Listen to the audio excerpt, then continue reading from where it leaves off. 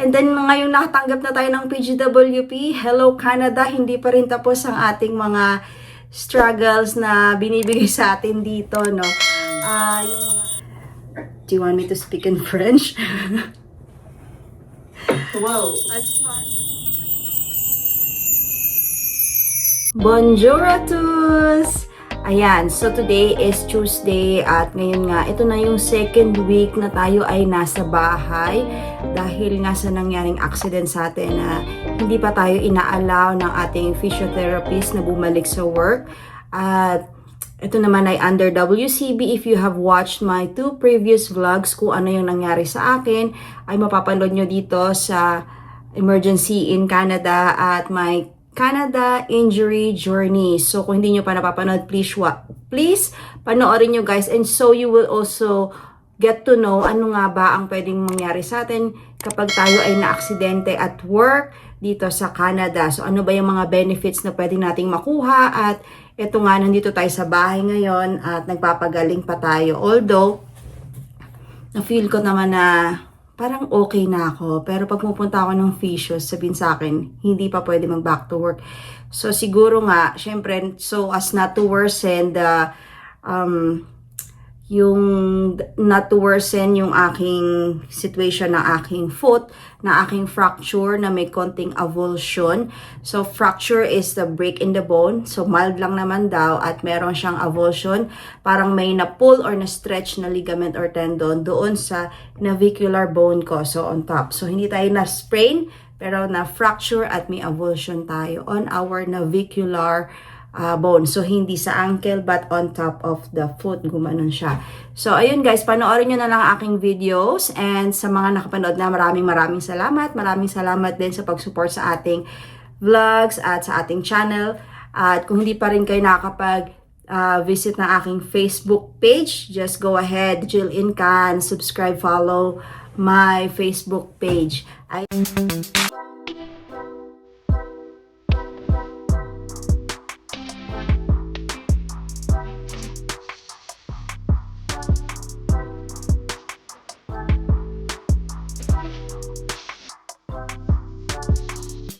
Ang ating French class ngayon ay nasa last week na tayo na ating French class para sa ating level A1.3.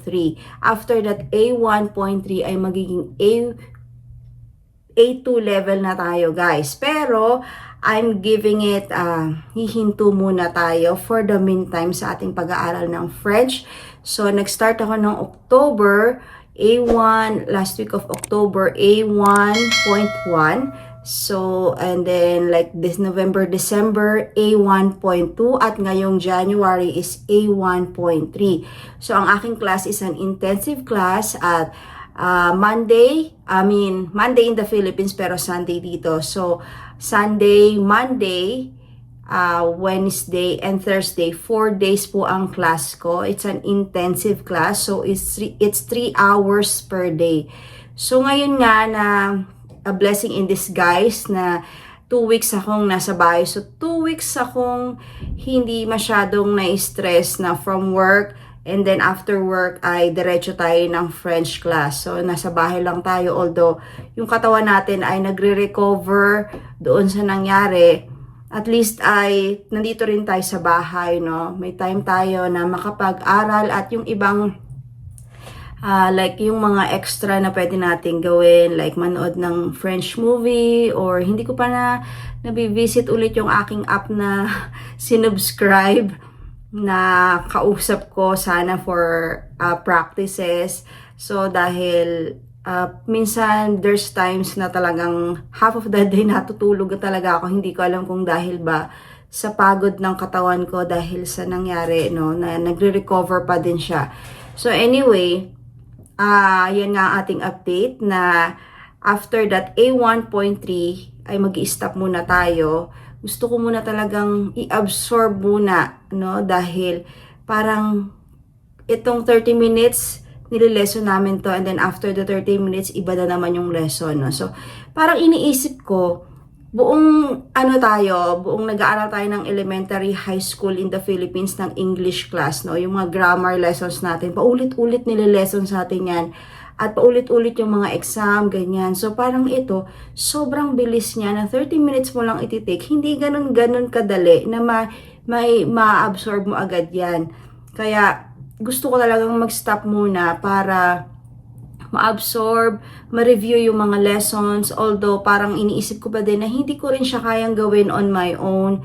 I still need other resources to do that.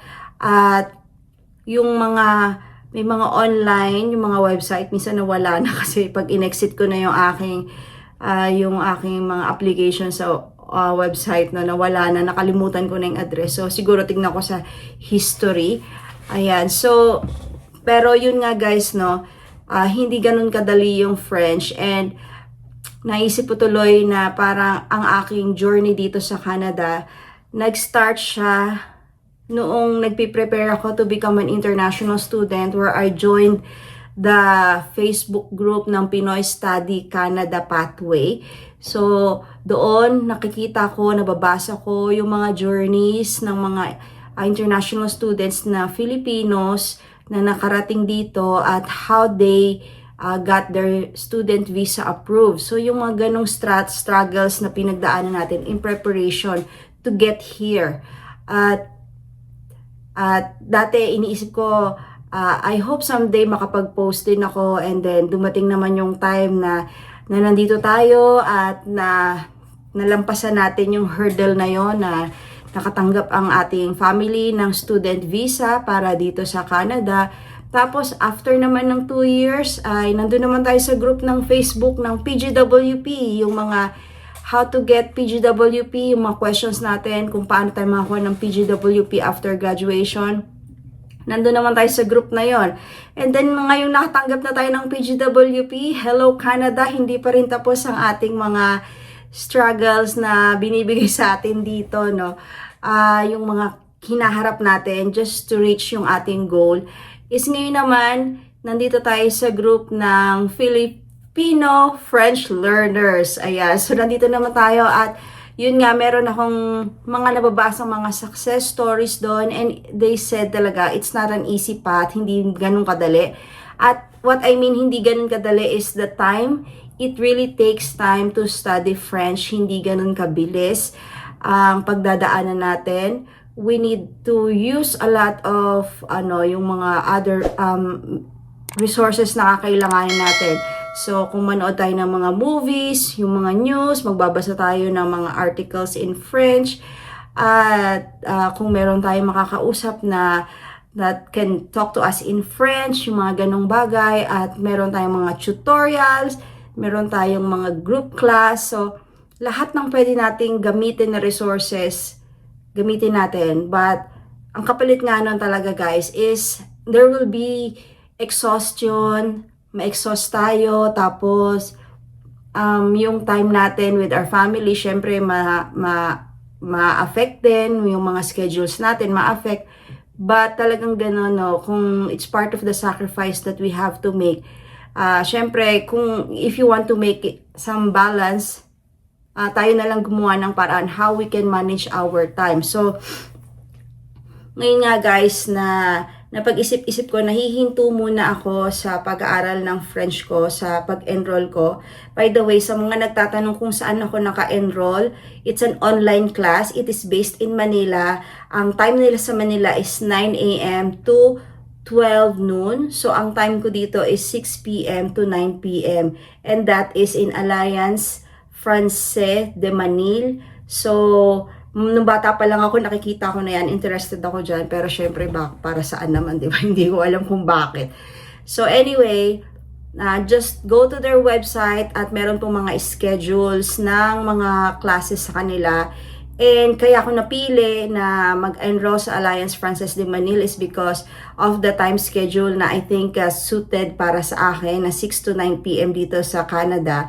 At doon naman ang ating budget din, mas mura din siya compared dito sa Edmonton. So, yun lang guys. Pero bago ang lahat guys, meron muna tayong imimit na isang tao dito. Papakinig ko sa inyo kung ano yung pag-uusapan namin. Because I have 1 minute to go online to meet this person. Dahil ito ay 25 minutes lamang na pag-uusap, which is $9. So, I'll tell you kung sino to at kung para saan ito, guys. Ito tayo, guys. Enter classroom.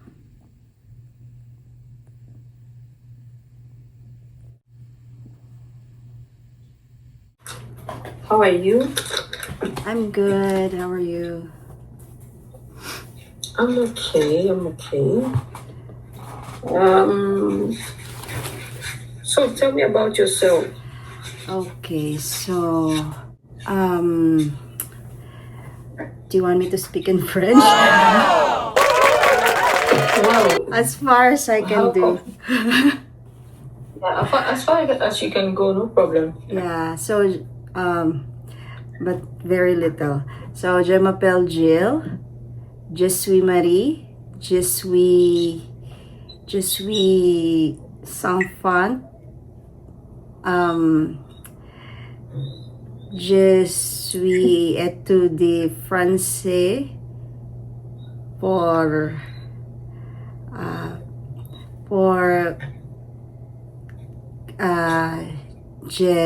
j'aime j'habite Canada au Canada. Okay. Good. So can you now say that in English so Okay, that so- I get it? Yeah. So my name is Jill and I am married. I have 5 kids and and I'm studying French because I like to stay in Canada, so it's for the purpose of getting to pass the exam. I didn't say that. Yeah. Yeah. Okay. So when do you want to take the exam? When exactly? I'm actually just aiming for 8.2, but for the exam, like I'm not sure how far or how long it should take. I have no idea how long it should take for me because I know it depends on the person. It depends on the learning capacity of the person. So, yeah, my goal is actually this March for the A2, but I am not sure about that. So, I'm not really sure about that. Probably May. But the ultimate goal is, of course, the B2. And I know that it would take a long way, like a year, to be there. Yeah. Yeah. And it's good enough that you are not under any form of pressure right now. Yeah. So that's a good start. Mm-hmm. You've been practicing with, you said, with a group, right? Yeah, it's a You've group been class. practicing with- Yeah, it's an Alliance Française de Manille. Yeah. Yeah. Okay. De Manille. De Manille, yeah. Because the Okay, time like the is whole group. the time there they study at 9 a.m. in the Philippines until 12, and my time here at Edmonton would be 6 p.m. to 9 p.m. for me here. So I see.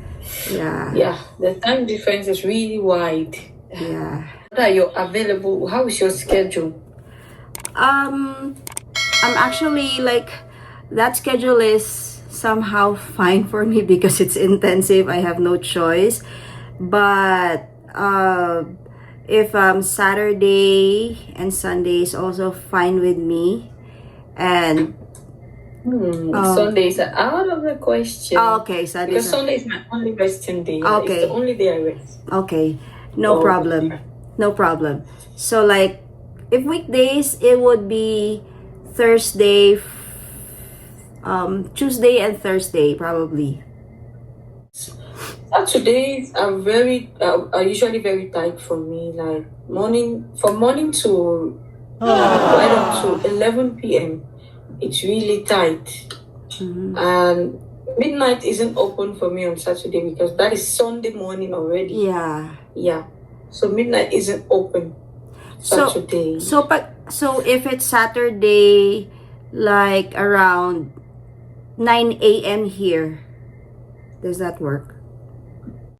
That's 5 p.m. The 5 p.m. I have a trial this Saturday at 5 p.m.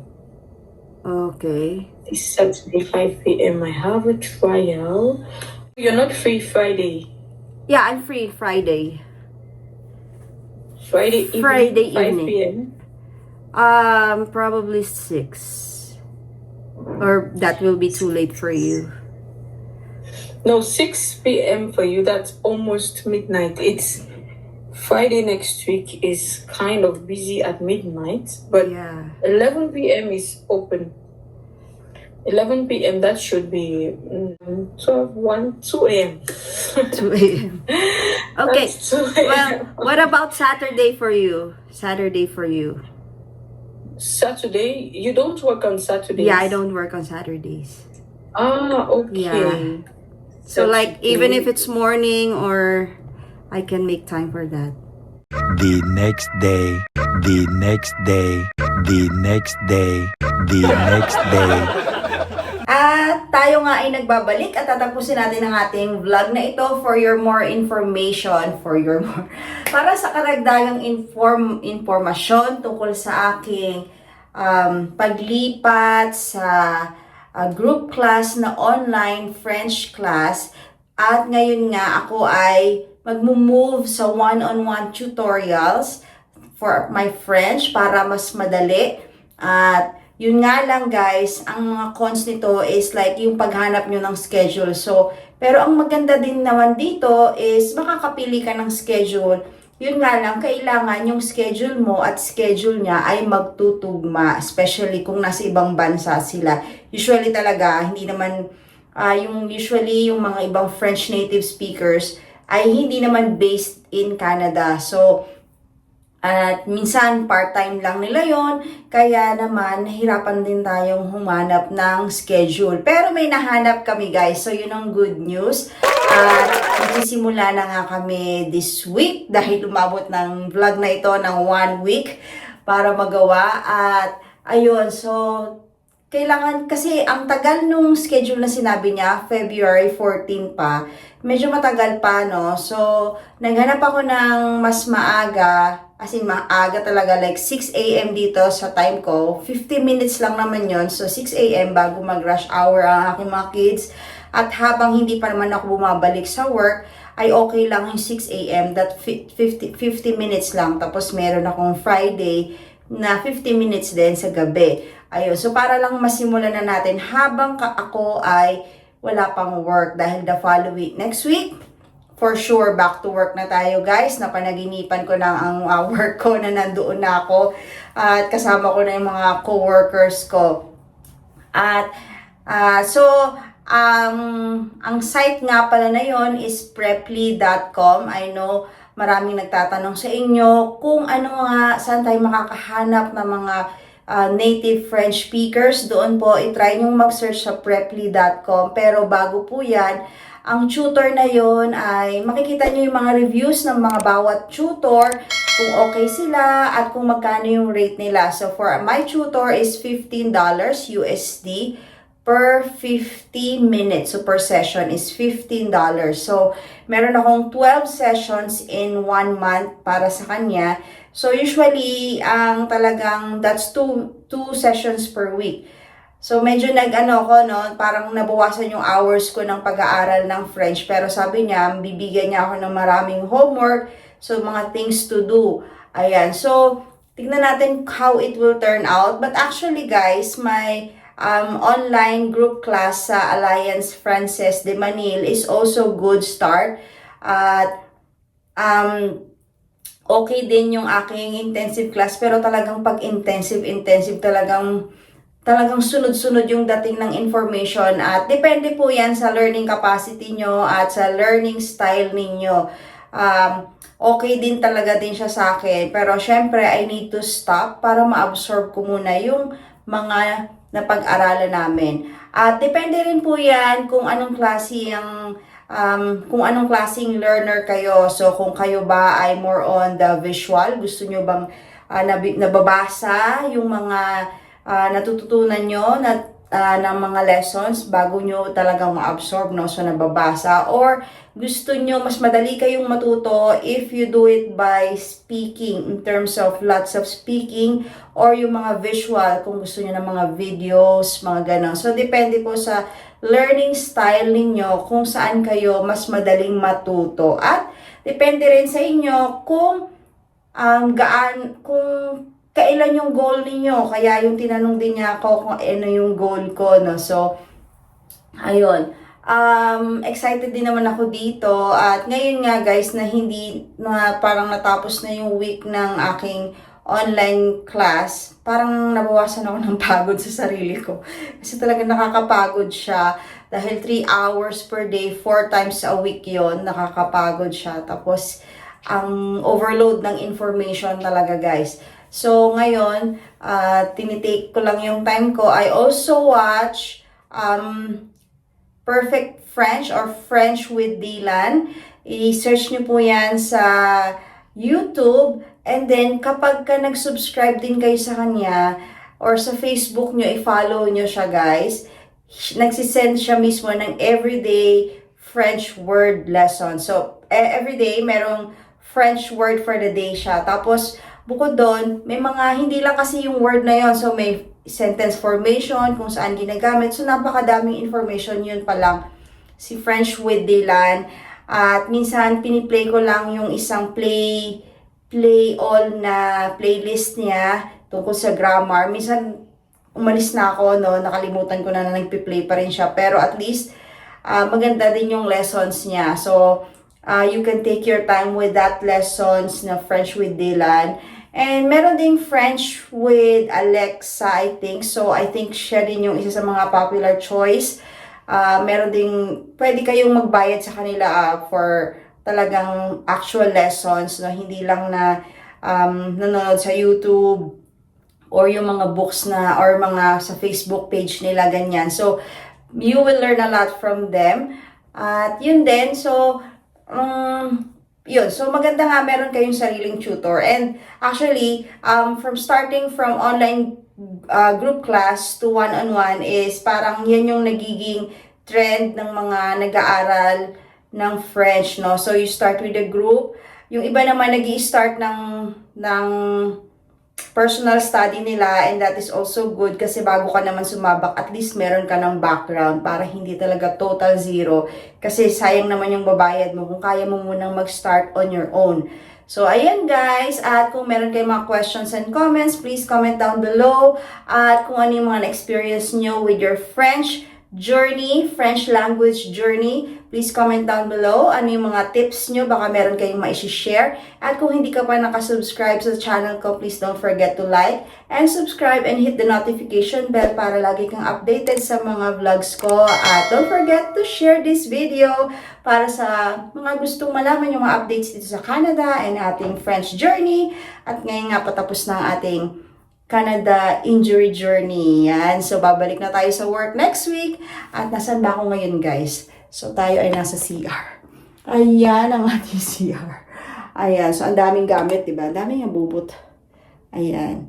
So, yan lang, guys. And I'll see you in my next vlog. Bye!